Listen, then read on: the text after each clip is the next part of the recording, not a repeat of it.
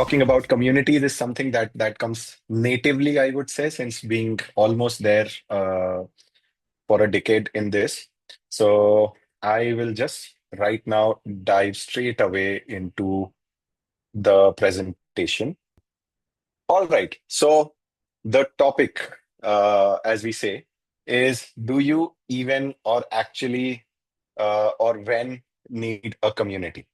So before we begin, before introduction, before anything else, and this is obviously, every just like every YouTube video, every you can say presentation or every whatever interaction that people have, either it has a clickbait or it has something, wait till the end of the video and I'll tell you about this thing. So how much did this car cost? I'll talk about all the features and then at the end I'll tell you for how much I purchased it. So similarly, these are the set of questions that, we will discuss or I'll try to answer from all the experience, not just from me, but from the amazing set of people that I've known, and obviously from our interaction with Pivot. So that we are going to be taking up, and you have to wait till the end of the talk for that. But feel free to, in between, put it into chat if you have any questions. We'll keep some time at the end for Q&A also, and we can have a lot of discussion. So let's keep it two-way. Let's not keep it one way. Okay, Yeah. so without further ado, let's start.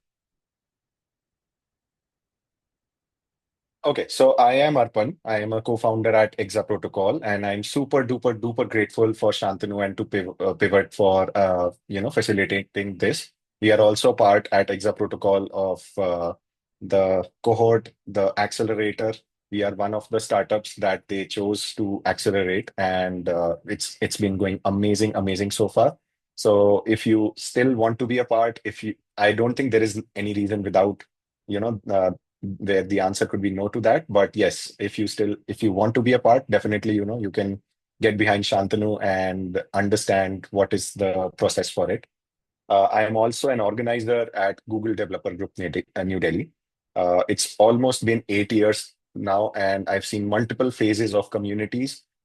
Being an organizer, before that, multiple roles that I've played, which I'll be talking about. And other than that, professionally, I have held multiple roles. Now, some of those are listed here. More of those will be listed in the next slide. And for a community product, I have been a part of the Google for Startups Accelerator in the 2022-23 batch. So yes, that was where I got my graduating cap, but probably not from my college, but at least from the accelerator. And it was super fun, super learning. And, Pivot has been very, very, very supportive and accelerating us actually at Exa Protocol. So, a little bit about my journey, and I'll not talk a lot about myself. This is definitely not about myself.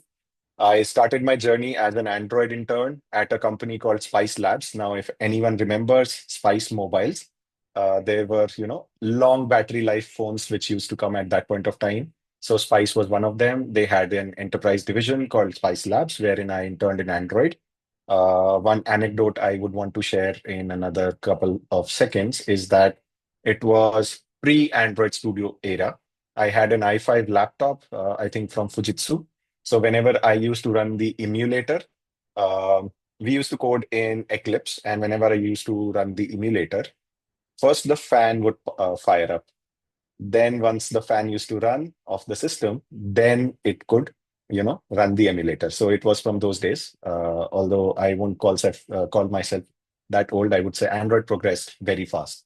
Then I got my first job into digital marketing, slightly different from what it is today, but it was about working with a lot of marketing heads, authors, politicians to build complete brand trending on Twitter and all those things.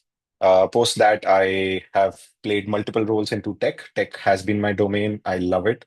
I started as my web intern journey at a healthcare startup. Then I was leading the development over there. Then I joined a company into edtech. I was heading the product when I left, and we raised funds over there as well. So I was teaching web development also. That journey translated into becoming a founder alongside Saurabh, wherein we are now building Exa Protocol. But parallelly, there was something happening, which was community. So one day at my healthcare startup, we had two interns who were discussing something called, okay, there is a meetup for Google Developer Group. What should we do, this and that? So I was just overhearing because we were sitting down on a coffee. They were discussing in their own. And just asked them, what is this? So they were like, there is a small event wherein 80 to 100 people will gather. So I asked them whether I am able to, be someone who can attend. And they told me, yes, yes, why not? Next weekend, I was there, and it was two college students teaching a bunch of 80 people who were from all walks of professional life in tech, right from college students to developers to tech leads to even one or two CTOs were there and freelancers. That is where my journey began. Soon I just, because I had that access, I started volunteering, appearing at every event, started giving talks. That was where I would say the aha moment was there, that, I could learn something in a week and then share it with people, build something together. I really found that interesting. But the most important and interesting part was definitely getting validation. Sitting on a system, I used to read from Medium, I used to watch YouTube videos and a host of other sources about whatever I was building. But then it was suddenly a window of fresh air for me to ask real people what they're building. I'm building this way. It was on Python Django. So, am I doing this correctly? You have 10 years of experience in Python. Can you please validate this? Or how would you do it better? What is a better way to optimize this? And so on and so forth. So, that is where, the actual learning began, wherein I could bring that back into my company.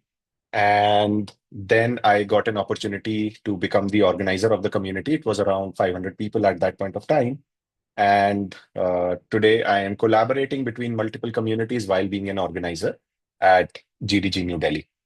We are having around 42,000 members, which we crossed last month itself. So, yes, it's been an amazing, amazing journey knowing a lot of people. That is what community does for you. And we are just one community out of hundreds of communities that Google or other ecosystems that have, and we collaborate with all communities have connects over there. At Exa Protocol, we are building a decentralized cloud which is AI enabled. Right now, we have three verticals, you can say. One is Exa Drive, which is your decentralized storage. Yes, if you are a Web3 platform and you say that your website is hosted on a centralized cloud, then you are not truly centralized. Exa Protocol enables you to get truly decentralized. Compute are the systems you can go and participate, become a compute system as well.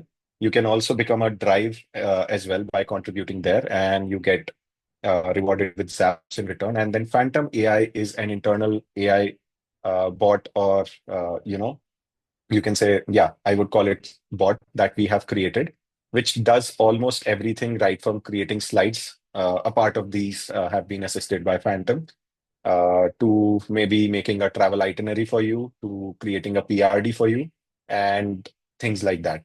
So yes, this is we are what we are building, and you can go check out Exa Protocol probably after this talk. But in this talk, please, give me all your attention that is possible. Okay, so the question is, what is a community? Before even deciding that my brand does it need a community? If yes, then how to build one?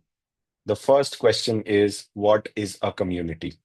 So, in general, I see multiple ways people are executing community, but what exactly it is, if we go back in time also, group of people with two-way communication, supporting each other, and I would call it that basic definition without including tech or any other way, travel community, yoga community, cooking community, not including any particular domain, basic set of things, right?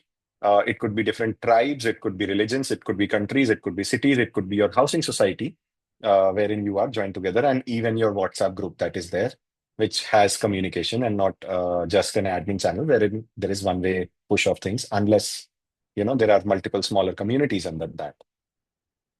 So basically, it's more like I'm not just, broadcasting information. I'm building a community, a group of people with whom I can interact and they can interact with me as well. It's a journey, it's a long-term journey together wherein you set goals. Yes, just like your product, your communities also have certain goals for which you are building. It cannot be you wake up one day for your brand, let's build a community for my brand. I want people to be talking about it, using my product. Let's build a community. But then it's a longer journey. It's not that, you will create a group on Discord, Telegram, or whichever platform, and just that people will start talking about it. No. What is it that you are giving? What is it that they are getting from you? And then probably they will start talking about you. Let's go back in time, a lot back in time. This is the year approximately 1973. This is UC Berkeley. This was their community memory terminal that they created, wherein people could send messages and people could search for messages, right? So personal computer was not much of a concept. Not everyone had access to computers, so they installed these terminals at multiple places on the campus, and then people could search for information. Like I realized something or researched something, which is a fact, or found out something new about the campus, or had an achievement. I posted it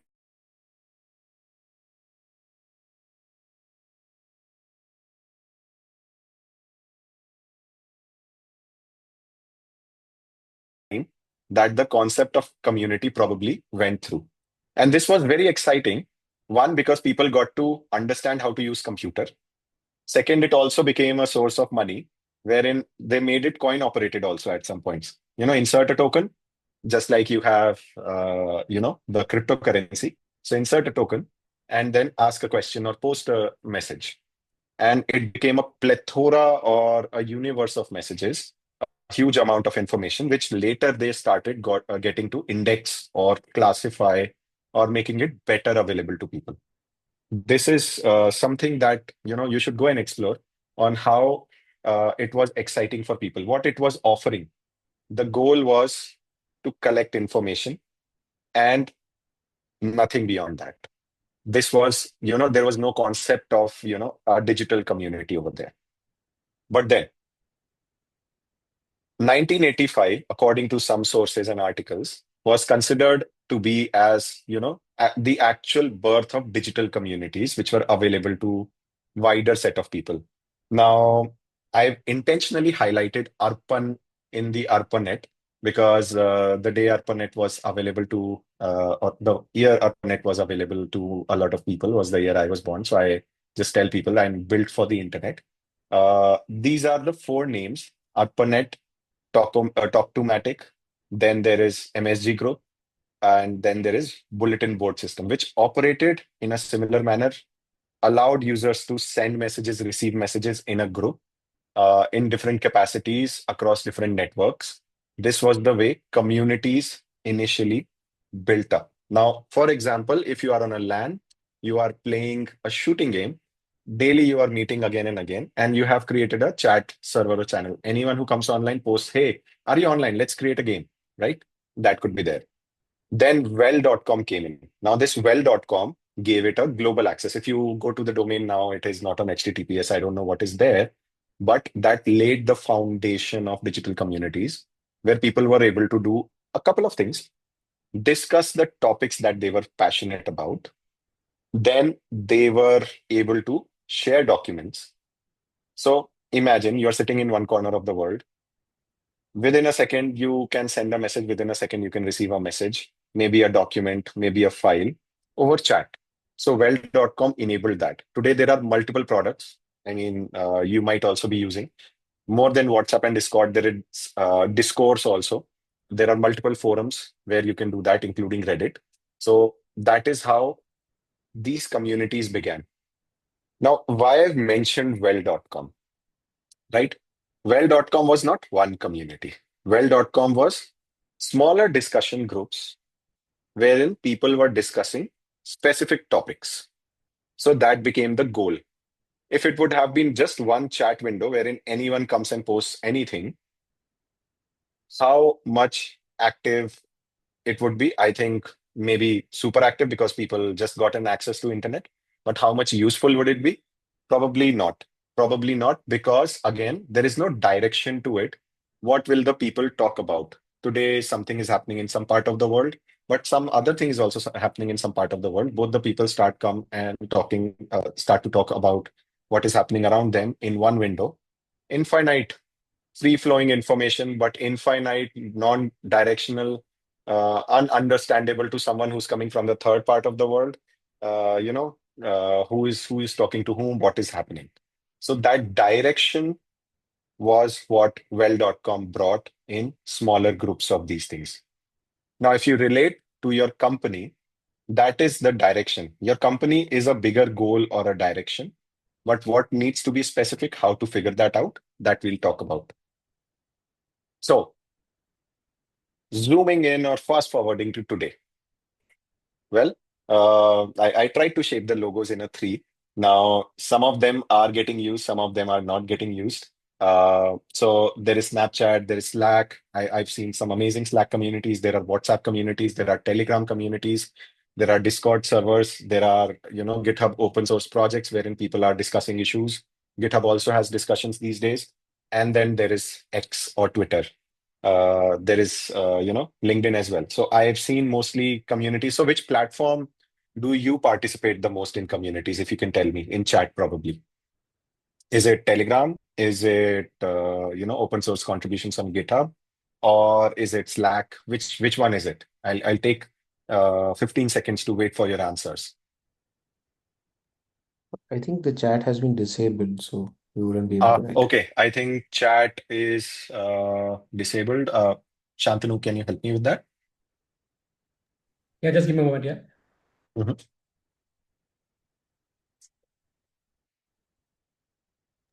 I think in that case, I think if this may take time, people can answer Okay. by unmuting themselves. Yeah, yeah.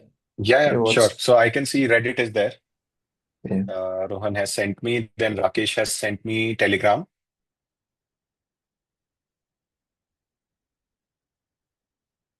Okay, while others are answering. So, what are the reasons that you might be using that particular platform for the community? No, everyone can answer One, now. Let's try. okay, great, great. Let's try now. Yes, everyone, you can post it in public chat now. Okay. Yes, obviously ease of use is is the bare minimum. It needs to be usable. So probably one of the reasons might be anonymity. I don't want to share my phone number, so I'm not on WhatsApp.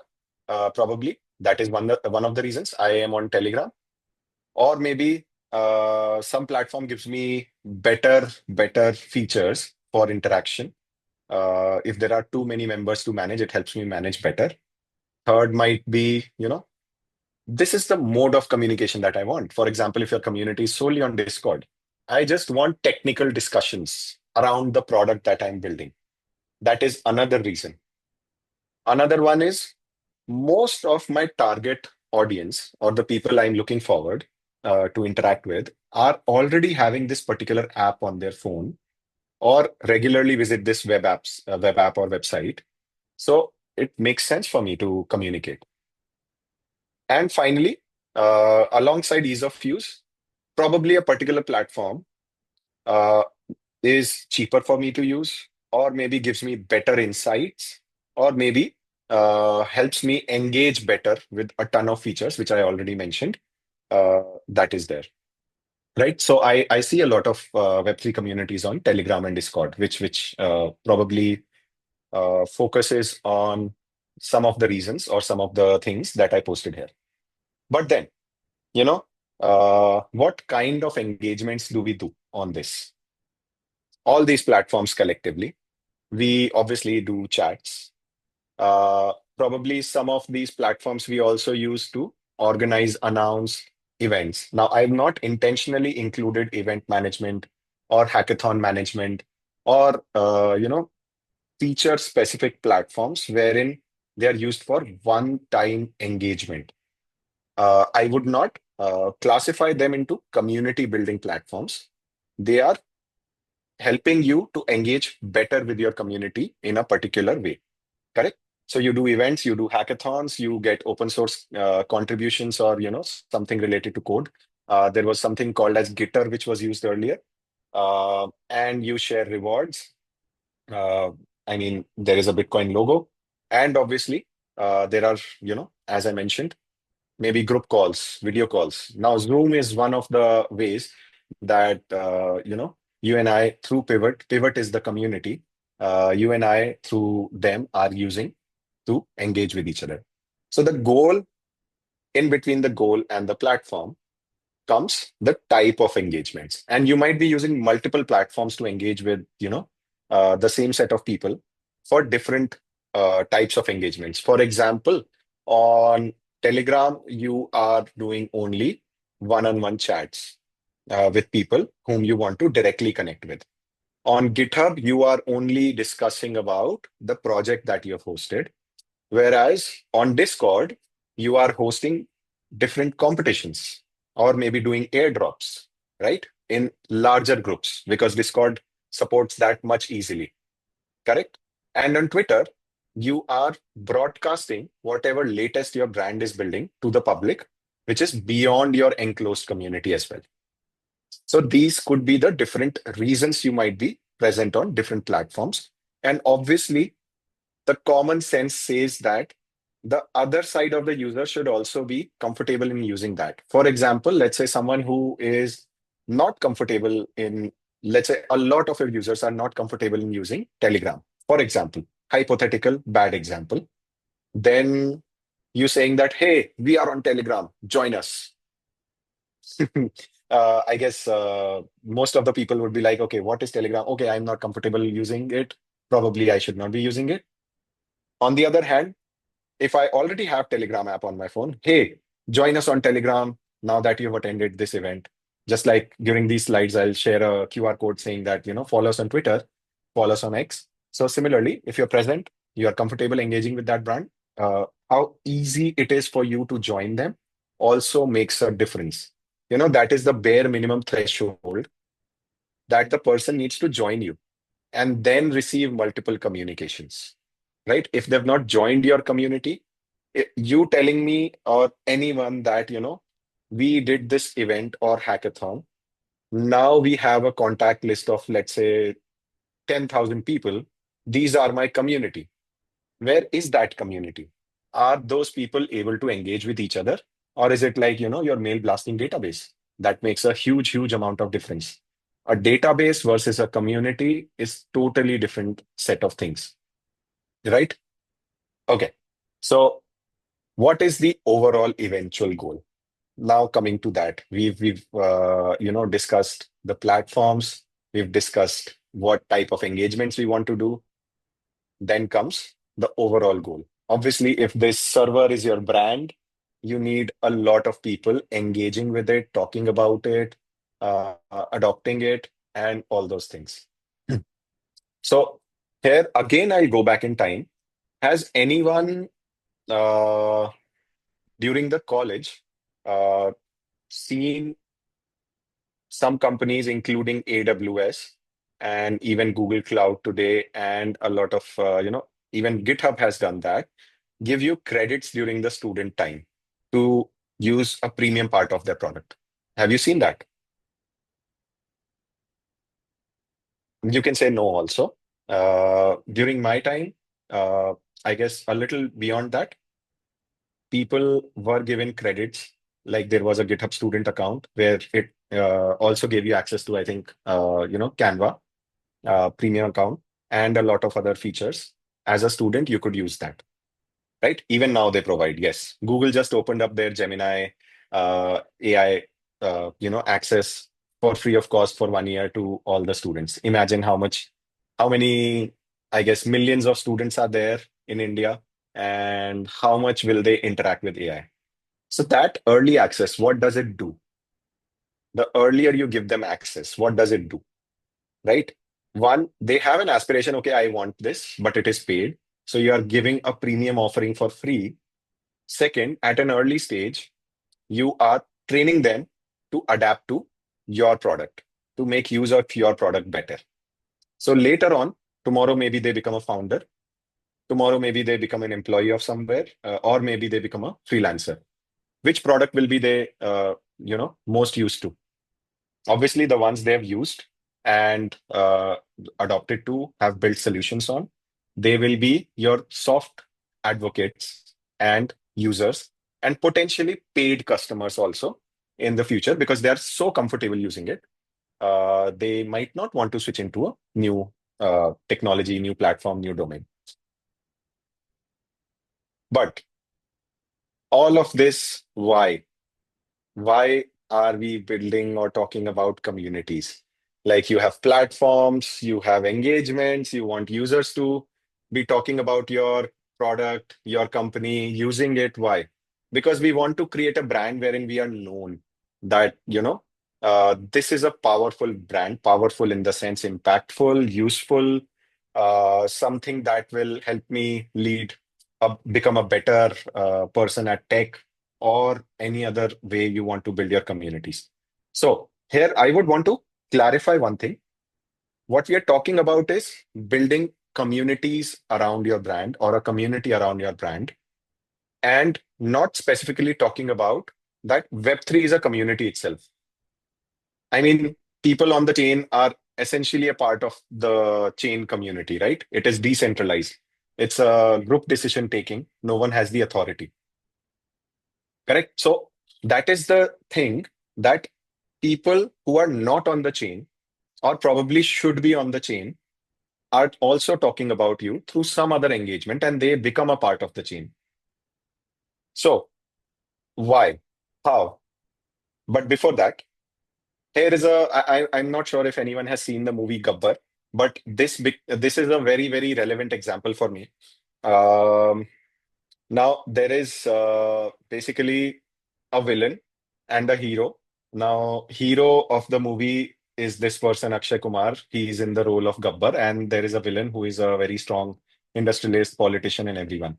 So when the villain was winning, he once gave, his peace of mind to the user, to the hero, saying that I am a brand. You call up whomsoever you want to, and they will not help you. The hero Gabbar calls up different, authorities, and they do not listen. So this person is influential. This person says that a lot of people know me, so I have an influence. But later part of the movie, Gabbar comes back and tells the villain, I am a brand. Now I'm going to destroy you. You call up whomsoever authority you want. And then this villain calls up, and no one listens to him. No one helps him out. So, taking out all the negativity, being a brand gives you a lot of access to a lot of people who can be your potential paid customers, who can be your advocates, who can be people who will tell other people that how to use your product without that coming to your pocket, right? If people are trained to use your product, and obviously your product also has to be good, whatever tech or non-tech product you might be building, obviously Web3, so something will have to be in tech, whether you're building a DEX or a CX, or a decentralized cloud or a dApp, whichever thing you are building. If people are going to be using it, or helping you develop it, then a lot of people knowing about it, talking about it, and contributing to it becomes very, very useful. Then you can say, I have 100,000 machines on Exa Protocol. So now today, if you are coming to deploy a heavy project, I will say, yes, we can support that. We have that power, and not just for deployment, but also to get more users, because then I can propagate to all these users and tell them that this particular product has recently been deployed on the network. We need help in taking it out to more users. So multiple things. Another example that I'll share is, since I'm a part of Google developer groups. So imagine 10 years ago when GDGs were small, not 10, even maybe 15 years ago when they were just starting out. It was more around that, Google telling people, okay, how to use a particular technology, which is from Google, and a lot of other open source technologies also, people teaching it. Google was supporting these offline events and meetups continuously.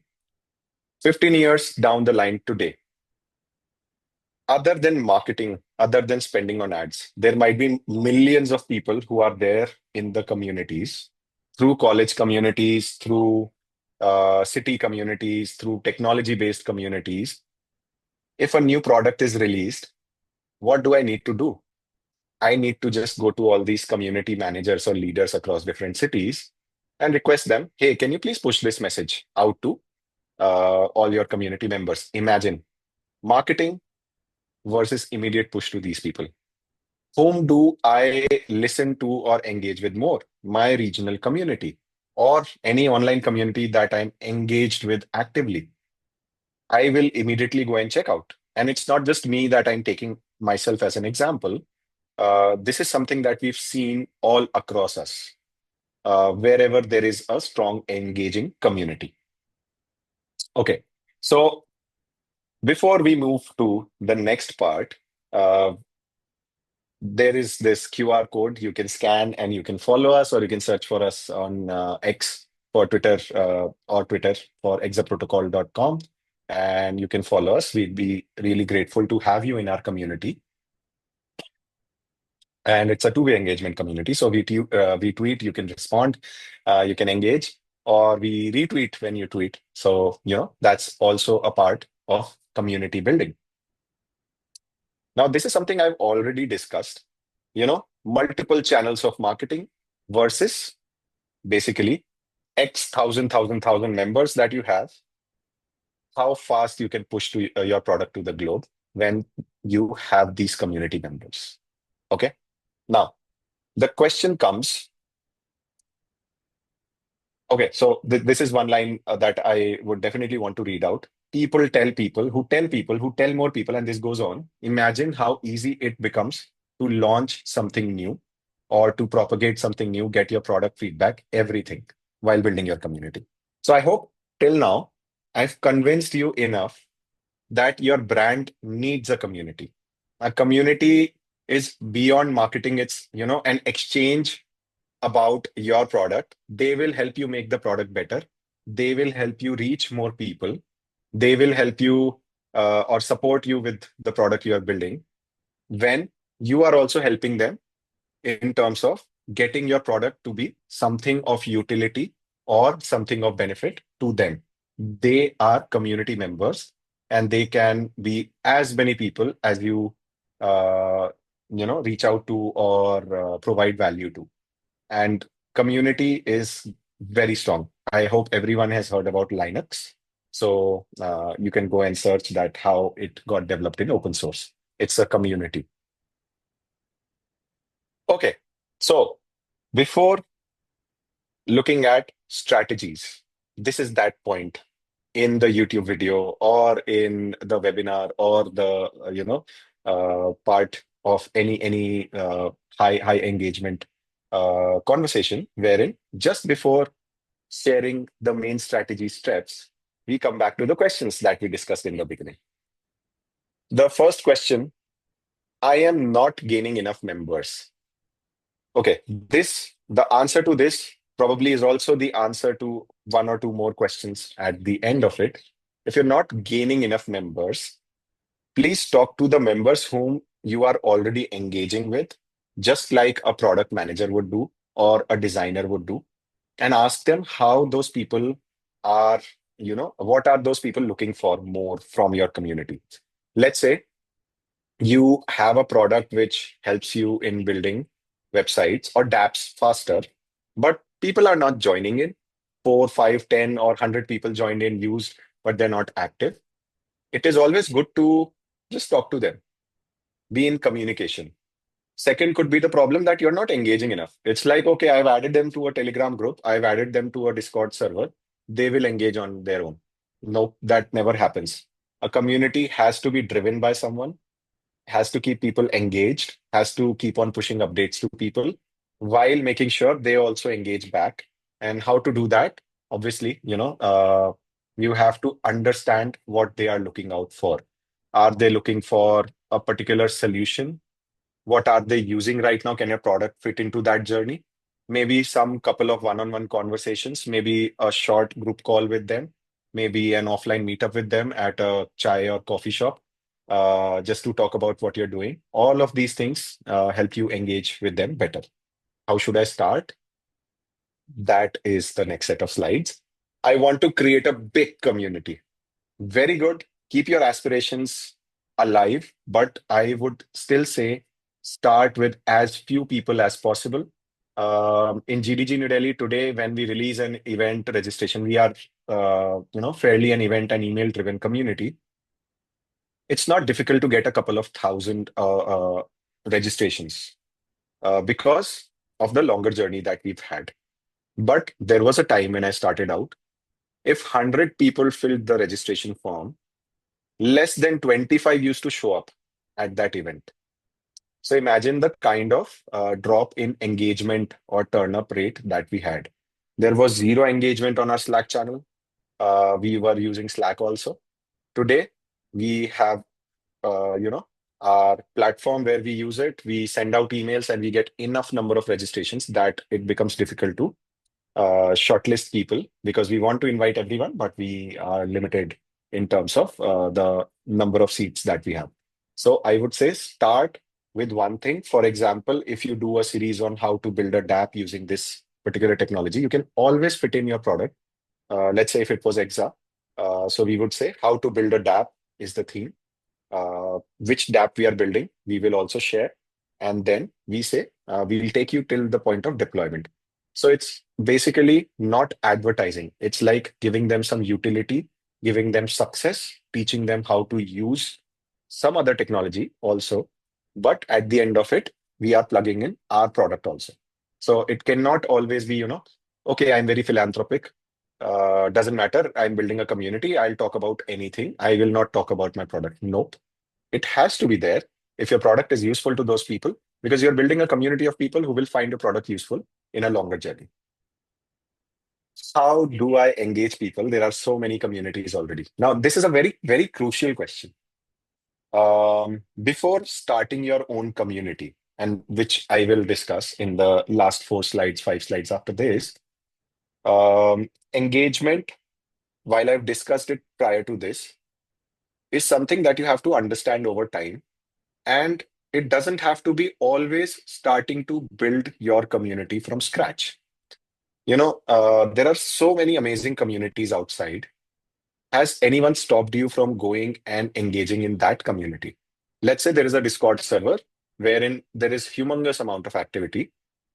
Are there ways wherein you could engage with other members, not only on DM, but in the group, wherein it doesn't seem like advertising? For example, someone poses that I am facing so and so problem.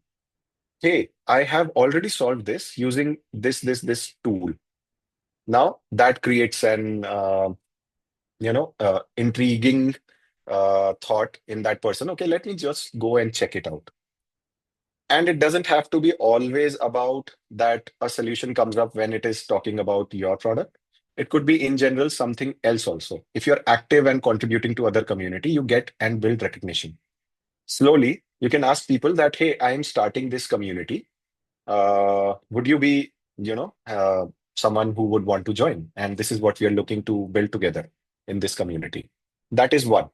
Second, in a similar manner, parallel offline or online events, you can always apply as a speaker or be as an attendee and talk to people in that community.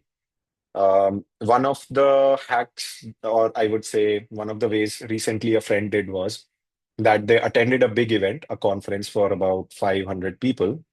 They printed a t-shirt wherein there was a QR code. They kept two t-shirts, one for professionals, one for students. So in the first half of the event, they were wearing, if you're a student and looking for this, and I don't have the permission to disclose what was this.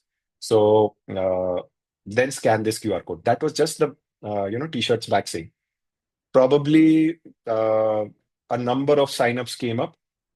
At least 100 people scanned it and joined the waitlist. Similarly, in the second half, the same thing was done for professionals, and he got a good number of signups, more than the things that he anticipated for. So that is one. And obviously, on top of that, he was talking to people individually, telling them and asking them about what they do, what he does, and is planning to build. Second example, as I said, speaker. When you are going around and talking about a particular technology, helping people learn something new, build something new, explain something new, they will also go back and send you connection requests, probably on LinkedIn, or they might want to connect with you in some way or the other. They are checking out your brand. And that is when you get connected. You can very, very politely push, hey, thank you for sharing the connection request. I would be very grateful if you could join this Telegram community of mine. That is one. And you might be thinking, okay, this is such a slow way of doing it. Don't think like that, because these are your strong in-person connects that you have developed, be it through online medium, be it through offline medium, be it through this webinar. Uh, you know, it could be anyways, that could be done during the talk, after the talk, or anything. My growth is very slow. Slow and steady wins the race. Still applies. Don't be in a FOMO that, they have 100,000 members. I have just 100 members. Are those 100 members engaging more than 100,000 members? Now, I had one case study wherein one of the communities grew to around, I think, more than 500,000 members on a particular chat platform.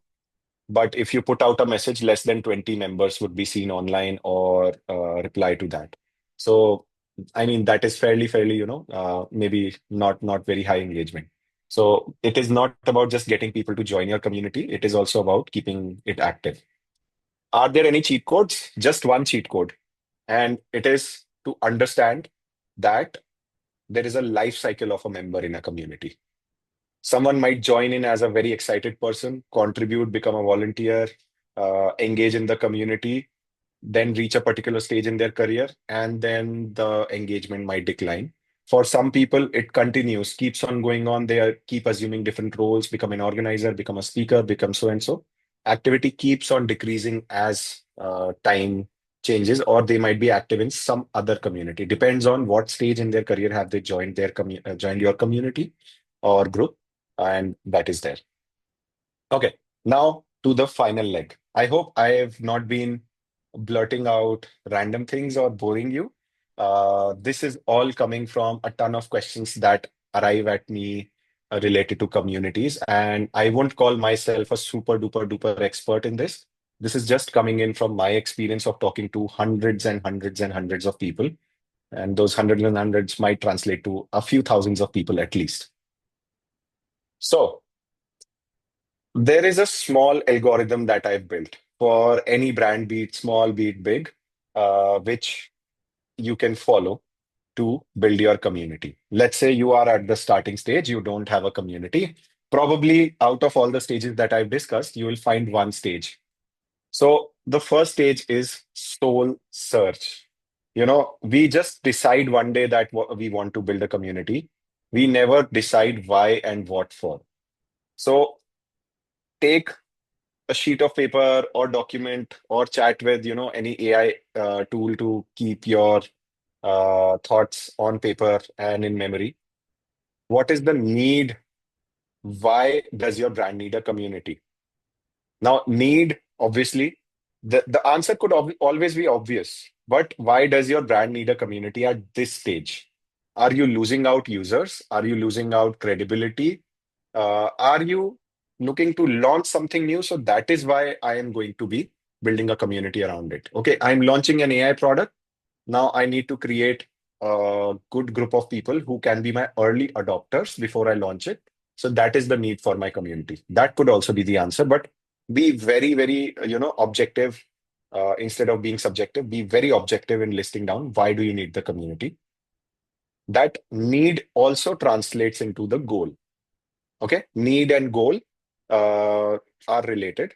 Goal means, okay, I'll get 100 people to test my pilot product. Otherwise, I will pivot. Okay, so that could be one thing. Second, which is, equally important or takes up more importance, is the target audience. I want to engage with all the developers in the world. I want to engage with all the techies in the world. I want to engage with everyone who's trading in the world of blockchain. That is a very dangerous place to be in. Everybody is a very bad answer, right? Classify whom you want to engage with. Is it a professional who is somewhere between 3 to 5 years of experience? Is it someone who is a community leader of professional communities? Is it someone who has been developing a lot of dApps in open source? Or how does it work out? So that target audience is very important. And finally, success metrics. You have to define, it might be too early, but let's keep a certain goal with the community, that these are the number of signups that I'm going to, look at, or maybe these are the kind of feedbacks I'm looking at. These are the number of people I want to join because that number keeps you going. Otherwise, it's more like, uh, I don't know what is happening and all of that. Okay, 10 people are there. I'm happy whether they're engaging or not. No, keep a certain success metric that this is what will define success for me. And then the most important threatening term is how will I get an ROI through my community? If it's unclear at this stage, which it usually will be, you can put up whatever answer you want. ROI might be, $100 revenue or 100 USDT traded or whatever other thing, 10,000 product signups 10 months from now. You can just write it down. It might evolve over time. So soul search is done. Now I have come closer to nirvana, getting to know myself, my brand, my community better. What next? How? How will I build my community? So then becomes the search very important. Then comes the search of the platform. So what is the best and the most famous platform that people whom I'm going to target use? Then can I get people to join this platform with a lower effort? So let's say you are going for an unconventional platform. Will it be difficult for people to join? So that is why best and most famous platforms work out. Second is this going to give me the insights about people that I need? For example, you decide that I want to, build my community on Telegram. But does Telegram tell you in which stage of professional life these people are? If not, and if you want that data, then probably it won't be useful for you. However, if you don't care about it, then it might be very useful for you. Insights are very important, which we skip. We later on realize when someone comes and asks me, how many people are professionals and students in your community? Well, we don't know because we do not know. There is not a feature of profile completion, which is dedicatedly used by people who are a part of my Discord server or my Telegram channel or any other platform. So is the cost bearable? If the platform is free, well and good. But otherwise, because I'm at an early stage, I'm a smaller product or a younger product, can I keep on continuing to pay for it for, let's say, 1 year? And what we usually miss is whether it will sustain the community for a longer term. So if you're looking to get people to join a particular platform, just think for one stage ahead. For example, you created a Telegram channel. Tomorrow you want to do events also, Telegram group, and you want to do events also. Will this platform also help me in doing events? If not, where will I have to go? And will these people drop out while going from this platform to that platform? That is something you have to take a call on. It's completely fine if you choose a different platform. If not, then also it's completely fine. Okay. Then comes in what kind of activity. So you have figured out the soul search, you figured out what platform you will use. We usually get people to join. Then we decide that what do we need to do? Well, not very useful, not very correct to do. The activities have to be very, very much figured out. So this comes from you can follow all the bigger brands which you see around you or any app, right from web apps to mobile apps that you use, wherein people are discussing or very active. How does Canva run their community? How does Figma run their community? How does Google run their community? How does Microsoft run their community? They have certain seasons or programs lined up for their members to participate in, to engage with. For example, at GDG, we have a DevFest season. We have probably, earlier we had a Firebase development season and so on and so forth. So for these next 3 months, I will be discussing about this. Every month, I will do this kind of an activity, this kind of a quiz. Every month, I'll do this competition. maybe with giveaways, maybe not, and all of that. This could be called as a campaign, this could be called as a season, and all of that. And you have to lay down the path. It can be changed in the future, evolve in the future as per the engagement you're getting. But having that clarity when the people start joining in, it makes things super duper duper duper easy. And sorry, I'm saying this super duper duper duper again and again, but yes. So what happens is, Arpan, you told me to figure out the platform first, and then you told me to decide according to the platform's capability. But in between, you discussed whether I'll be going one stage ahead. So ideally, you should be discussing what to do first or deciding on that first, then look out for the right platform. Suddenly, does it make sense that, okay, when I know what to do, then I'll find suitable platforms for it? It makes things a lot easier to manage. That this activity will be carried out on this platform, this activity will be carried out on this platform. And you could have a group of communities. For example, this type of audience will be on Telegram, this type of audience will be on LinkedIn, this type of audience will be in WhatsApp. It is completely fine as long as there are three separated groups, because you don't want to be engaging with the same set of people across multiple platforms. Finally, when you launch, get people to join. How to get people to join? Well, there are always existing communities. So this is one thing that a lot of people miss out on. They just launch their community, expect people to join, but they've never ever participated in existing communities. You are great people. You are participating in this webinar. You're talking out, listening to me blabber a lot, and probably we'll have a two-way discussion, Q&A at the end if time permits. But a lot of people are like, okay, we'll figure it out. We will give a lot of rewards and everything, get people to join and all of that. After that, it goes dead. So it is good to participate in a lot of communities, connect with their leaders, start collaborating with them. And when you launch, all these collaborations will help you launch better and faster. Then, once you have launched, be regular. If you ghost people, people will start ghosting you in the community. If a group is dead, one day suddenly a message arrives in there, probably I'll exit it. And a lot of people do. This is, something that you would be observing or doing yourself. Finally, initially, definitely you'll achieve growth if you're following those. Then comes the stage where you now recalibrate. What should be my ROI? This is the amount of engagement I'm able to produce. These are my current stats, app installs, or website visits, or downloads, or whatever.